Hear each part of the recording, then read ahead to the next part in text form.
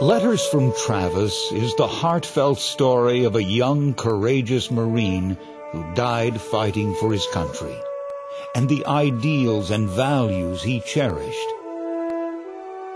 It's a story about the complexities of a war too often reduced to divisive political rhetoric.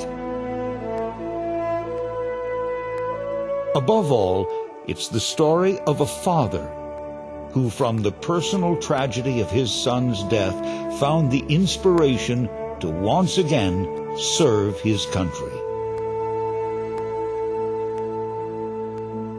This is the profoundly American story of two Marines and their shared passion to fight for what they believe in.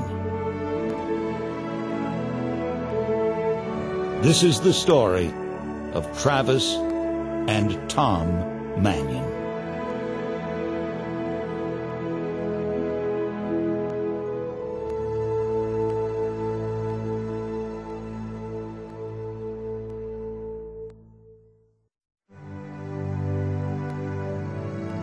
Travis Joseph Manion was born November 19, 1980. As the son of a Marine and a young man who often demonstrated remarkable maturity and leadership traits, it wasn't surprising when Travis entered the Naval Academy. It wasn't really till his senior year in high school that he gained an interest in the Naval Academy, and then from there it sort of took off. But Travis left the Naval Academy, and we were disappointed, but we understood the reasons why he wanted to leave, and he had a lot of time to reflect, and it was 8 months later he was back at the Naval Academy because he realized for himself that that's where he needed to be. From the Naval Academy, Travis chose to become a Marine Corps officer. After the completion of his training, he was assigned to the 1st Reconnaissance Battalion, 1st Marine Division, Marine Expeditionary Force Camp in Pendleton, California. Travis graduated from the Naval Academy in 2004, and he went through his specialty school and officer school, and then he checked into his unit. That following September, he was in Iraq. He was a young second lieutenant, the youngest officer in 1st Recon Battalion. Travis was assigned to the critical Fallujah region, where he immediately became part of many top priority events and missions, including uncovering weapons caches throughout Iraq, as well as providing support for the historic 2005 Iraqi elections. And while in Iraq, Travis tried to write or call home as much as possible, and often told a story much different than the one being reported on the 6 o'clock news. He called about once a week, so they have an opportunity to get on the satellite phones, and he was pretty good about doing that, which was great. It was good to hear from him. And then we get emails from time to time, and quick emails to his mom. Did send back a couple of more lengthy emails, and they weren't even that long, just sort of updates on what the guys were doing and the impact they were having, because over there they hear all the news that's going on back here as well, and he felt every so often the need to let the people know back here the progress that was being made.